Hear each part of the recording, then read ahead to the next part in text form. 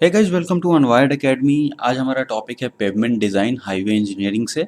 ये सारे क्वेश्चंस जो हैं यूपीपीएससी, जेपीएससी, बीपीएससी जितने भी सिविल इंजीनियरिंग्स के एग्जाम्स होते हैं जो कि अब ऑब्जेक्टिव हो चुके हैं उसमें बहुत इंपॉर्टेंट है। बिकॉज सारे क्वेश्चंस जो हैं वो प्रीवियस ईयर के क्वेश्चंस हैं जो कि ऑब्जेक्टिव में लास्ट 10-20 ईयर्स में आए हैं, उसके क्वेश्चंस इसमें पिक किए गए हैं और सारे अच्छे से अच्छे क्वेश्चंस पिक किए गए हैं।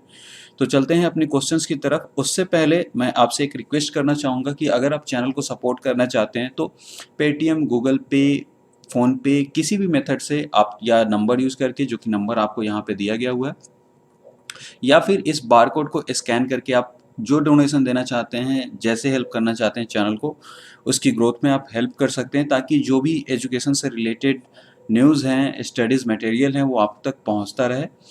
और एक चीज़ आपसे कहना चाहूँगा कि अगर आप चैनल पे नए हैं तो सब्सक्राइब करना ना भूलें, ये बहुत इंपॉर्टेंट है। बिकॉज अगर कुछ भी अपलोड होता है तो आपको नोटिफिकेशन उसका मिल जाए, उसके लिए सब्सक्राइब कर कर बेल आइकन भी प्रेस कर देंगे।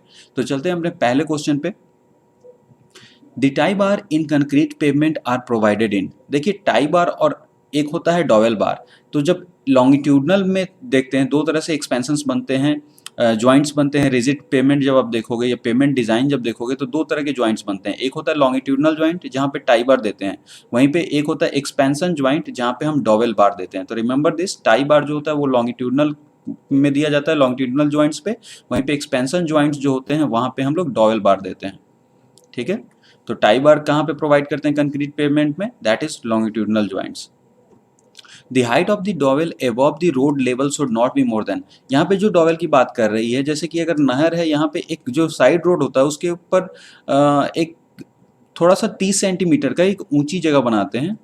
आई mean to stopper something like that. इधर आपका कैनाल है, नहर है, तो this is known as dowel. और इस डॉवेल की हाइट जो तो 30 सेंटीमीटर इंक्रीज रहती है थोड़ी सी रोड के किनारे साइड से, दैट इज 30 सेंटीमीटर। तो height of A dowel above the road level should not be more than 30 centimetre. Reinforcement in cement concrete slab of road pavement is placed. कह रहा है कि जो रेनफोर्समेंट हम लोग प्रोवाइड करते हैं सीमेंट कंक्रीट स्लैब में, रोड में, वो कैसे प्लेस किया जाता है। तो हमने देखा है जब भी रोड बनती है तो वायर मेश की तरह से रेनफोर्समेंट प्रोवाइड किया जाता है उसमें, ताकि जो भी मटेरियल्स उसमें हो अच्छे से सेट करें और सारे मतलब एक बॉन्ड बढ़िया बनाएं। ठीक है। तो wire mesh, builded wire mesh जो है एक प्रोवाइड की जाती है, जो रेनफोर्समेंट सीमेंट कंक्रीट स्लैब में प्रोवाइड की जाती है रोड्स पेमेंट में। नेक्स्ट क्वेश्चन की बात करें, for designing plane cement concrete the pavement the critical loading combination is. तो क्रिटिकल लोडिंग कॉम्बिनेशन की हम बात करें तो ये दो तरीके से होता है एक्चुअली। क्रिटिकल लोडिंग में तो तीनों कंसीडर होते हैं, लोड स्ट्रेस भी, फ्रिक्शनल स्ट्रेस भी, वार्पिंग स्ट्रेस भी। लेकिन जब समर की बात होती है उस समय load stress plus warping stress minus frictional जो स्ट्रेस है ये एक्ट करता है गर्मियों के समय पे। और वहीं पे जो आपका विंटर्स होते हैं वहाँ पे ये तीनों एडिशनल्स मतलब एज ए एड फॉर्म में एडिशनली एक साथ वर्क करते हैं विंटर्स में। तो तीनों एक साथ एक्ट करते हैं, तो ये चीज़ आपको ध्यान रखनी होगी। तो अगर बात करते हैं हम कि मैक्सिमम क्रिटिकल डिजाइनिंग के लिए, तो लोड कॉम्बिनेशन क्या होगा? Load stress, frictional stress plus warping stress, that is 1।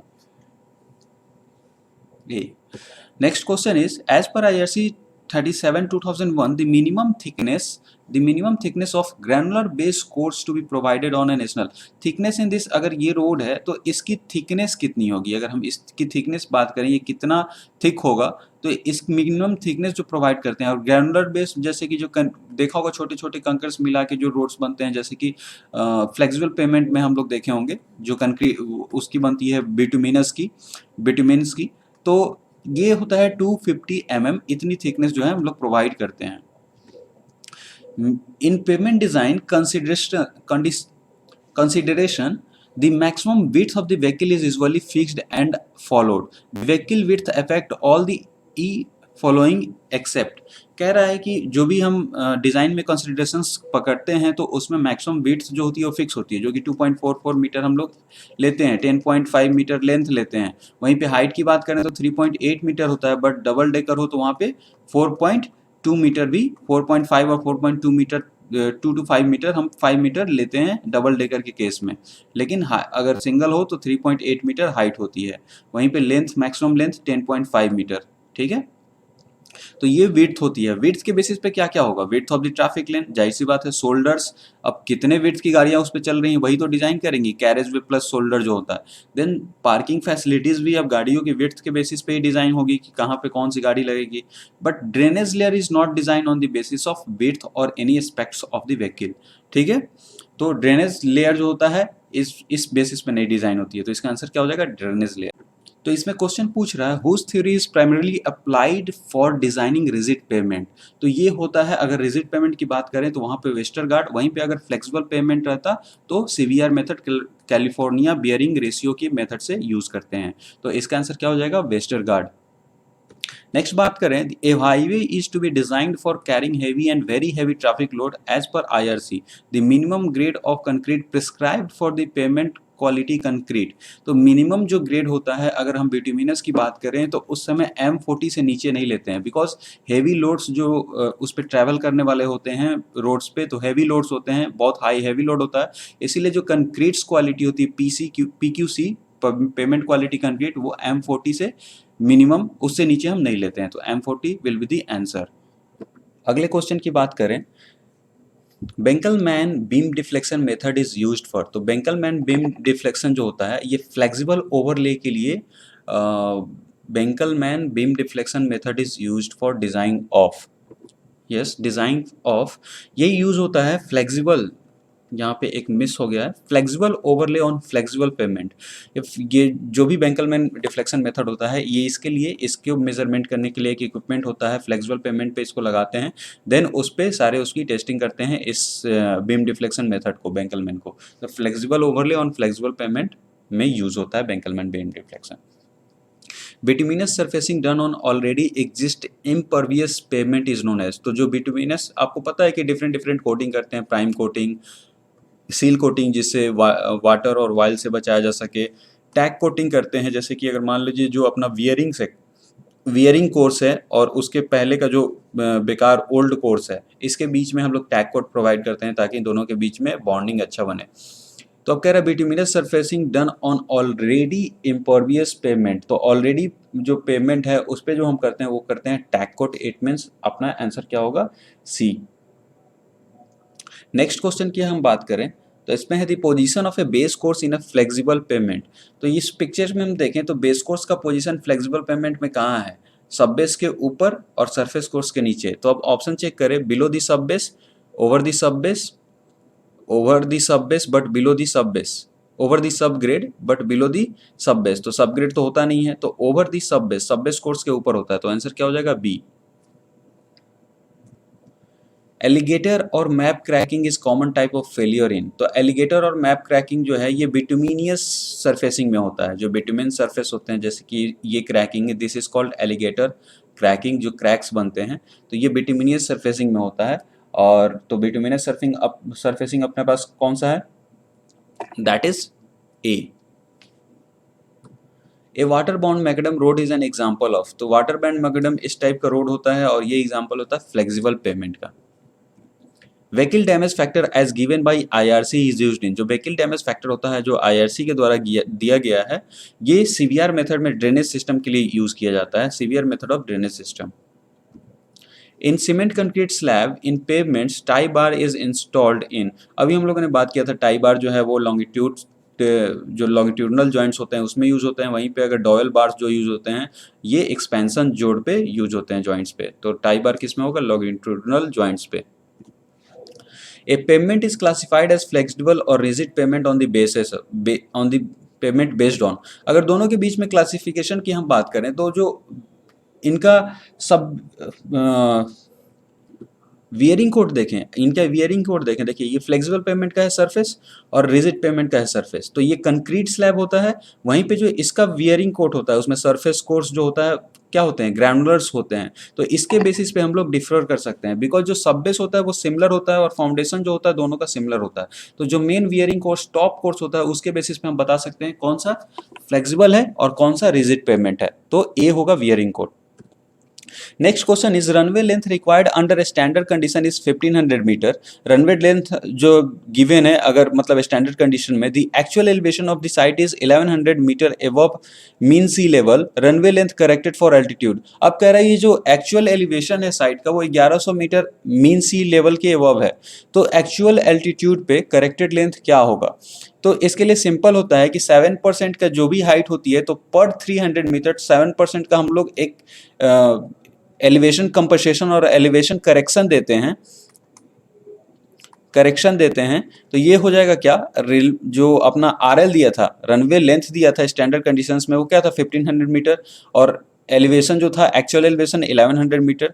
तो अब इसको हम जब एलिवेशन करेक्शन करेंगे तो 7/100 इंटू 1100/300 दैट इज 7% होता है, तो 7/100 पर 300 में, ठीक है, इंटू 1500 जो अपनी रनवे लेंथ थी। तो जो करेक्टेड एलिवेशन लेंथ हो गया वो कितना आया 385 मीटर। अब इसको हम ऐड कर देंगे ओरिजिनल रनवे लेंथ में तो अपना करेक्टेड रनवे लेंथ जो है वो आ जाएगा, तो 1885 मीटर। तो आंसर हो जाएगा C. Which of the following is used in regular payment maintenance activity. तो रेगुलर पेमेंट जो मेंटेनेंस एक्टिविटी है उसमें हम लोग फॉग सील का यूज करते हैं। रिमेंबर दिस, फॉग सील ये हमेशा यूज किया जाता है रेगुलर पेमेंट मेंटेनेंस में। Expansion joint in cement concrete pavement are provided at an interval of. जो एक्सपेंशन ज्वाइंट्स होते हैं सीमेंट कंक्रीट पे, जो ऐसे परपेंडिकुलर टू लॉन्गिट्यूडनल ज्वाइंट्स होता है, तो ये हमेशा दिया जाता है 18 मीटर टू 21 मीटर के गैपिंग पे, interval of 18 metre to 21 metre. Flexible payment distributes the wheel load. तो फ्लेक्सिबल पेमेंट वर्क करता है ग्रेन्स टू ग्रेन्स, यानी लेयर्स टू लेयर्स ये वर्क करता है, जो भी लोड होता है इस तरह से डिस्ट्रीब्यूट करता है, ठीक है। मतलब कि ग्रेन्स टू ग्रेन्स, अगर एक लेयर पे फिर दूसरे लेयर पे फिर तीसरे लेयर पे, इस तरह से ग्रेन्स टू ग्रेन्स। तो डायरेक्टली टू सब ग्रेड गलत है। Through structural action, through set of layer to the subgrade, बिल्कुल, through the set of the layer to the subgrade. इस हिसाब से ये अपने जो भी लोड्स होता है उसको डिस्ट्रीब्यूट करता है नीचे की तरफ। क्लियर है, तो आंसर क्या हो जाएगा सी। एक बार में नहीं, जैसे कि स्लैब होता है कंक्रीट पेमेंट में, जैसे रेजिड पेमेंट होता है तो पूरे स्लैब एक्शन वर्क करता है, बट इसमें ग्रेन एक्शन वर्क करता है फ्लेक्सिबल पेमेंट में। The basic action involve in ship foot rolling is. तो शिप फुट रोलिंग में नीडिंग एक्शन होता है, नीडिंग यानी गूथना। आपसे देख सकते हैं ये कांटे ट्रैक टाइप के बने हैं, तो दैट इज गूथना। तो यहाँ पे this is known as kneading action. The terrain may be classified as rolling terrain in cross slope of the land। देखिए ट्रेन की बात में हम लोग बात भी किए थे कि जब ज्योमेट्रिक डिजाइन पढ़ रहे थे वहां पे, कि अगर 10% से कम है तो ये कैसा है, प्लेन। अगर बिटवीन 10 to 25% तो ये कैसा है, रोलिंग। अब यहाँ पे हमसे क्या पूछ रहा था, रोलिंग, तो आंसर क्या हो जाएगा बी। बट वहीं पे अगर 25 से 50 के बीच में है तो ये क्या होता है, माउंटेन ट्रेन। वहीं पे एबव 50% है तो that is known as steep terrain. Okay, तो ये ध्यान में रखिएगा। नेक्स्ट क्वेश्चन की हम बात करें, the following is considered to be the highest quality construction in the group of black top road. Black top road मतलब कि जो सरफेस है टॉप का वो ब्लैक कलर का हो, तो इसमें जो बिटुमिनस कंक्रीट होता है this is known as the highest quality, और highest quality construction is group of the black top road. तो बिटुमिनस कंक्रीट याद रखिएगा कि जो भी अगर पूछा जाए कि हाईएस्ट क्वालिटी कंस्ट्रक्शन का कौन सा होगा ब्लैक टॉप में, तो bituminous concrete. Next is in rigid pavement the frictional stress are included in the top of the fibre pavement, bottom of the fibre pavement, middle of the fibre pavement. इन तीनों में होता है, क्योंकि आपको पता है कि जब भी एक्ट करता है उसमें तो एज ए स्लैब्स एक्शंस होते हैं। तो इन तीनों में, टॉप में भी, मिडिल में भी, बॉटम में भी, हर जगह इसके स्ट्रेसेस के इफेक्ट जाते हैं रिजिड पेमेंट में। वहीं पे फ्लेक्सिबल पेमेंट होगा तो उसमें अलग अलग होते हैं। तो आंसर क्या हो जाएगा, नन ऑफ दीज, बिकॉज तीनों में होते हैं। Tyre pressure influences the. Tyre pressure किसको इन्फ्लुएंस करता है, total depth of the pavement, quality of surface course, बिल्कुल quality of surface course, because जो टायर होता है वो किस पे रन करता है, that runs on the surface of the road. Wearing जो वियरिंग सरफेस होता है उस पर रन करता है, तो टायर प्रेशर उसको इन्फ्लुएंस करता है mainly. For sandy soil the most common method for soil stabilization is. तो सैंडी सॉइल के लिए सॉइल स्टेबलाइजेशन जो यूज होता है वो होता है mechanical soil stabilisation. This process is used for sandy soil. The cement concrete with modulus of elasticity, E जो है अपना 3 × 10⁵ kg पर सेंटीमीटर स्क्वायर दिया है, पॉइजन रेशियो म्यू 0.15 दिया है, is use for construction pavement 18 centimetre thickness आपको दी गई है 18 सेंटीमीटर की। If the modulus of subgrade is 6 kg per centimetre cube, the radius of relative stiffness, तो radius of relative stiffness L की formula होता है E H Q, where H is the thickness, 12K, K is the subgrade reaction, modulus of subgrade reaction, mu is the Poisson ratio जो कि आपको given है Poisson's ratio, and E is the elasticity of concrete। तो सारे values आपको given है, बस फॉर्मूले में पुट कीजिए, 1/4 होता है, सारे वैल्यूज आपको गिवन है, फॉर्मूला में पुट कीजिए, आंसर आ जाएगा। ई कितना 3 × 10⁵, वहीं पे म्यू की बात करें तो 0.15, थिकनेस की बात करें तो 18 सेंटीमीटर। क्लियर है, बस इस फॉर्मूले पे पुट कीजिए, आंसर आपको मिल जाएगा। If n is the algebraic difference of grades, s is the minimum side distance in meter, the length of summit curve। Summit curve में दो तरह से होता है, एक OSD से भी होता है, OSD में होगा तो ns²/9/6 होता है, बट अगर SSD से होगा that is side distance basis, तब होता है ns²/4.4 अगर हम लेंथ निकालते हैं। तो इसमें किससे पूछा है, साइड डिस्टेंस से, तो क्या होगा ns²/4.4, तो बी आंसर हो जाएगा। वहीं पे अब देखें इस क्वेश्चन में, if n is the net difference of grades, s is the minimum overtaking sight, OSD पूछा है यहाँ पे, overtaking sight distance in metres the length of summit curve, तब लेंथ ऑफ सबमिट कर्व क्या होगा, तो अभी हम लोगों ने बात की ns²/9.6। Critical load position in rigid pavement design is taken as, जो क्रिटिकल लोड पोजीशन होता है रिजिड पेवमेंट में, उसको हम कहाँ पे लेते हैं, तो अभी हमने बात की थी रिजिड पेवमेंट में जो लोडिंग पोजीशंस होती है वो इंटीरियर, एज, कॉर्नर तीनों जगह लगेगी, यानी कि all of the above. Thank you, I hope कि आपको सेशन पसंद आया हो, और ये सारे क्वेश्चंस आपके एग्जाम्स में आने के चांसेस हैं, तो प्लीज़ इसको एकदम ध्यान से पढ़िएगा। आई होप कि आपका एग्ज़ाम में मार्क्स जो है वो अच्छा रहे, ताकि आपके सिलेक्शंस हो पाए। थैंक यू, मिलते हैं अगली वीडियो में, तब तक के लिए टेक केयर, बाय बाय, जय हिंद।